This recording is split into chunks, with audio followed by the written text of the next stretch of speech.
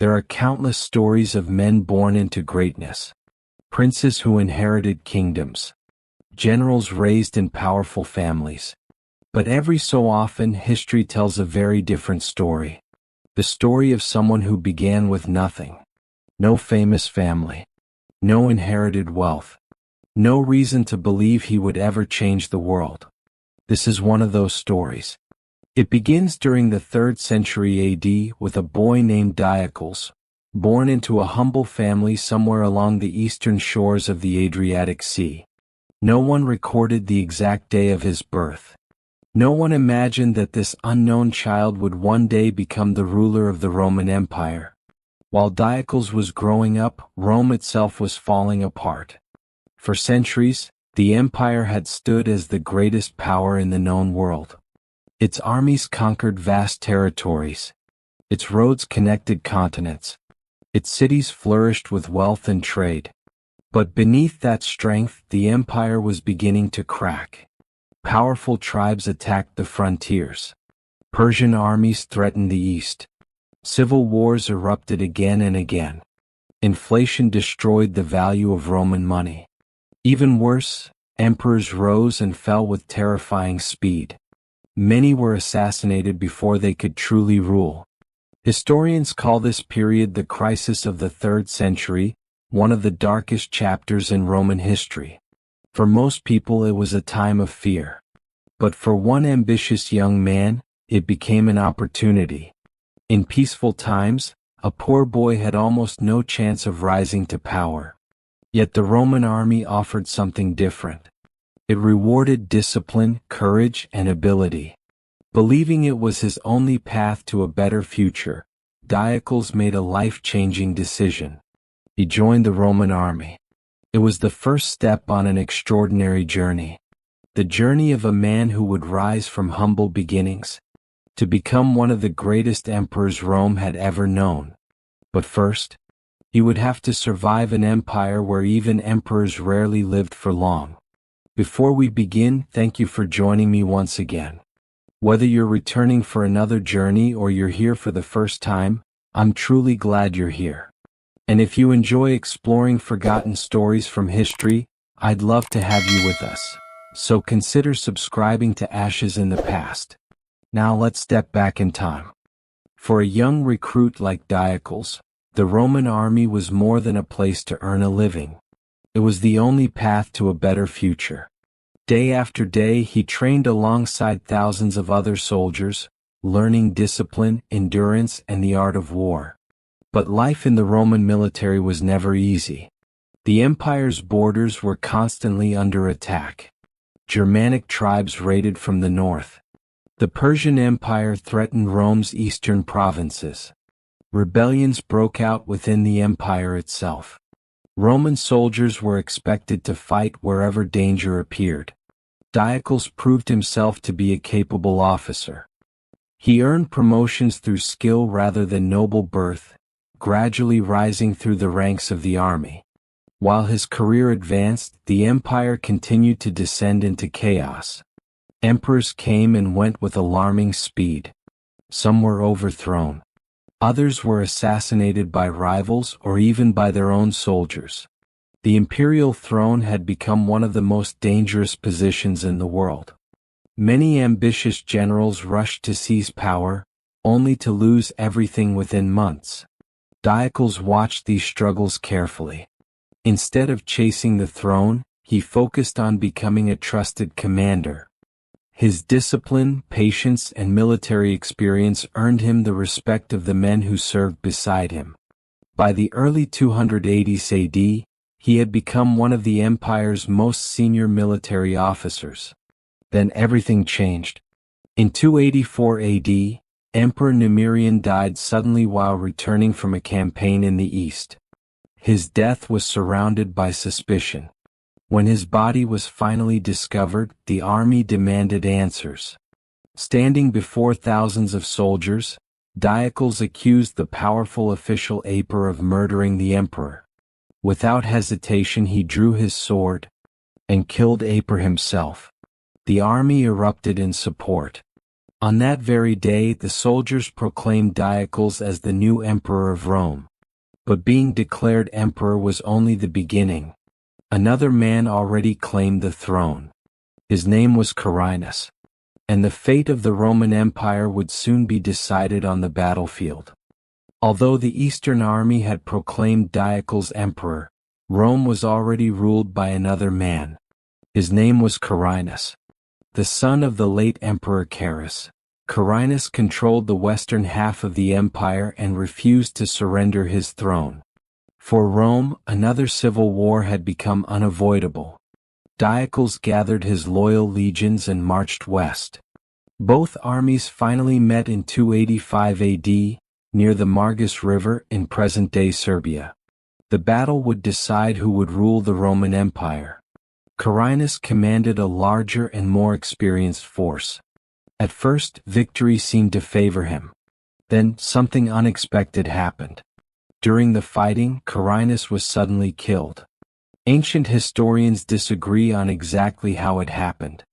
Some believed he was assassinated by one of his own officers. Others claimed he fell in the chaos of battle. Whatever the truth, his death ended the conflict almost instantly. Without their emperor, Carinus's soldiers surrendered. Diocles had won. Now known as Diocletian, he became the undisputed ruler of the Roman Empire. But claiming the throne was far easier than saving it. The empire stretched across 3 continents. Its borders were under constant attack. The economy was collapsing. Rebellions erupted without warning. And years of civil war had left the government weak and divided.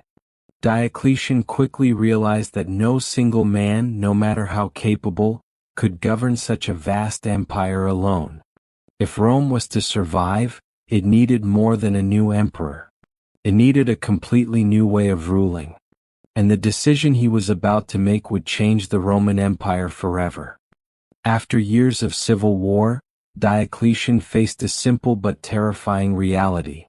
The Roman Empire had become too large for one man to govern. From Britain in the west to Egypt in the south and the borders of Persia in the east, messages could take weeks or even months to reach the emperor. By the time help arrived, a rebellion might already be over. An invading army could disappear. Or an entire province could be lost. Previous emperors had tried to rule everything themselves. Most had failed. Diocletian refused to make the same mistake. In 286 AD, he appointed his trusted general Maximian as co-emperor, giving him responsibility for the western half of the empire, while Diocletian governed the east. It was an extraordinary decision. For the first time in Roman history, imperial power was deliberately shared. But Diocletian believed even 2 emperors were not enough. Several years later, he introduced an entirely new system known as the Tetrarchy, meaning rule by 4. The empire would now be governed by 2 senior emperors, called Augusti, and 2 junior emperors called Caesars. Each ruler was responsible for defending a different region, allowing Rome to respond far more quickly to invasions and rebellions.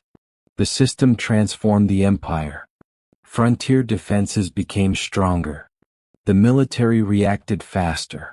Local governments became more efficient.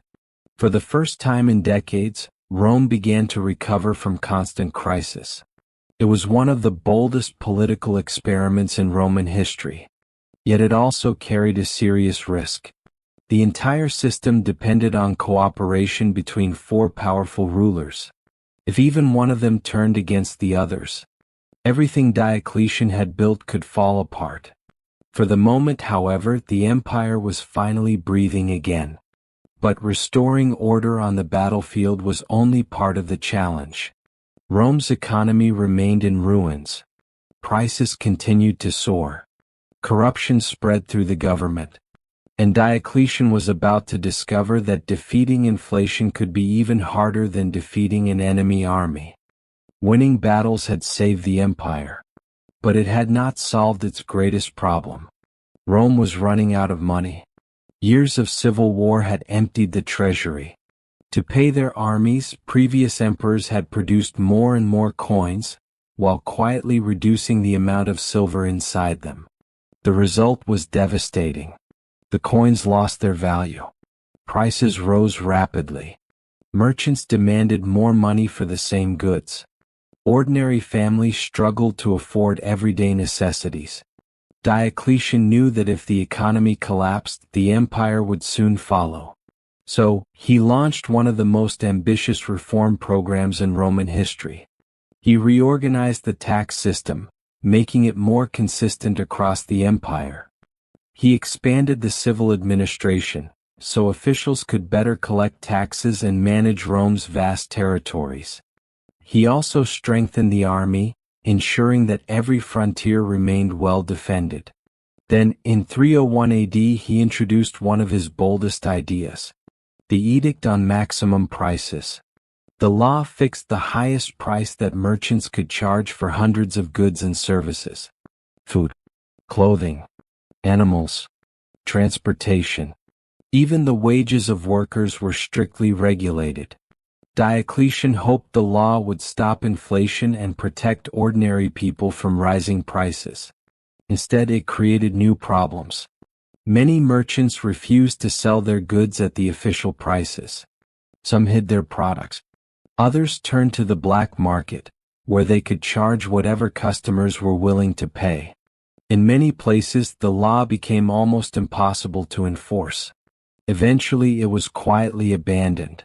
Although the price controls failed, many of Diocletian's other reforms succeeded.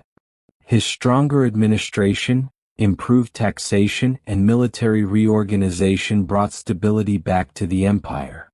Rome was no longer on the verge of collapse. But Diocletian believed that political and economic stability alone were not enough. If the empire was to remain united, he believed its people must also share the same religious traditions. That belief would lead him to make one of the most controversial decisions of his reign. A decision that would forever shape his legacy. By the beginning of the 4th century, the Roman Empire was stronger than it had been in decades. Its borders were more secure. Its government was more stable. Its economy had begun to recover. But Diocletian believed one final challenge remained. The empire was becoming increasingly divided by religion. For centuries, Romans had worshipped many gods. Religious ceremonies were seen not only as acts of faith, but also as expressions of loyalty to the empire. Diocletian believed that honoring the traditional gods helped protect Rome itself. At the same time, a new religion was spreading rapidly: Christianity. Unlike most Romans, Christians refused to offer sacrifices to the emperor or the traditional gods. To many officials, this refusal appeared dangerous. They feared it threatened the unity of the empire. In 303 AD, Diocletian issued a series of edicts against Christians. Churches were ordered to be destroyed. Sacred books were burned. Many Christians were arrested, imprisoned, or forced to renounce their faith. Those who refused often faced severe punishment. It became known as the Great Persecution, the largest campaign against Christians in Roman history. Diocletian believed these measures would restore religious unity. Instead, they produced the opposite result. Many Christians remained steadfast in their beliefs, despite imprisonment and persecution. Their stories spread throughout the empire, inspiring others to embrace the faith. Rather than disappearing, Christianity continued to grow. Within a few decades, it would become one of the empire's dominant religions. It was one of the greatest ironies of Diocletian's reign. An emperor who had saved Rome through bold reforms could not stop a movement driven by belief.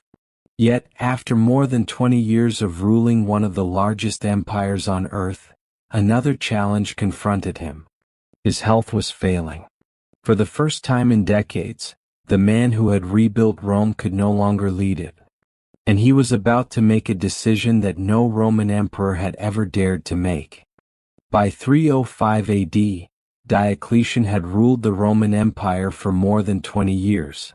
He had defeated rivals, strengthened the frontiers, rebuilt the government, and given Rome a stability it had not known for generations. But years of responsibility had taken their toll. His health began to fail, and it became increasingly difficult for him to govern the empire. Most Roman emperors ruled until death. Many were assassinated before they had the chance. No emperor had ever willingly stepped down from the throne. Diocletian chose a different path.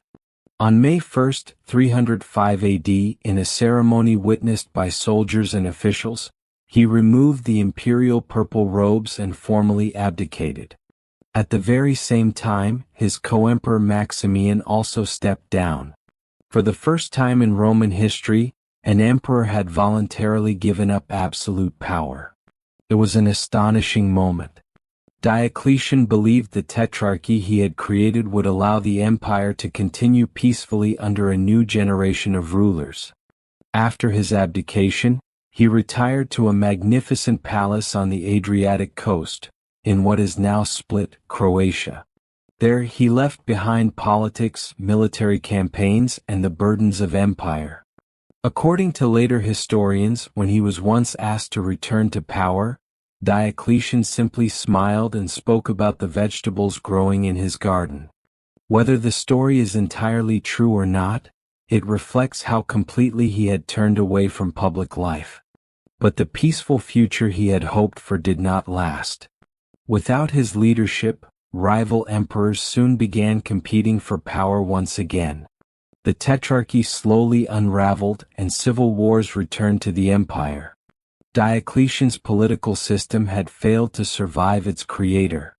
Yet his life's work could not be measured by the fate of the Tetrarchy alone. His reforms had permanently changed the Roman Empire. The ordinary soldier who had once seemed destined for obscurity had transformed the course of history. But was Diocletian ultimately a hero? Or a ruler whose legacy came at a great cost? The answer lies in the empire he left behind. History remembers many Roman emperors for the wars they fought. Others are remembered for the lands they conquered. Diocletian earned his place in history for something far more difficult. He saved an empire that was already falling apart. When he became emperor in 284 AD, Rome stood on the edge of collapse. Civil wars had weakened the government. The economy was in ruins. Foreign enemies attacked from every direction. Few believed the empire could survive. Yet through discipline, organization, and bold leadership, Diocletian gave Rome a second chance. He reorganized the government, strengthened the army, reformed the tax system, and created an administration capable of governing one of the largest empires the world had ever seen. Not every decision succeeded. His attempt to control prices failed. His persecution of Christians caused immense suffering, yet could not stop the spread of Christianity. And after his retirement, the Tetrarchy gradually collapsed into civil war. Even so, the foundations he built did not disappear. Many of his administrative reforms continued for generations, helping the Eastern Roman Empire, later known as the Byzantine Empire, endure for nearly 1,000 more years. His influence reached far beyond his own lifetime. Perhaps the most remarkable part of his story was not how he gained power, but how he gave it up. In a world where emperors clung to the throne until death, Diocletian walked away by choice. He proved that leadership was not only about winning battles or wearing a crown. It was about leaving behind a stronger nation than the one you inherited. A poor soldier from an unknown family had risen to become the most powerful man in the Roman world. Not because he was born into greatness, but because he had the vision to rebuild an empire when almost everyone else believed it was beyond saving.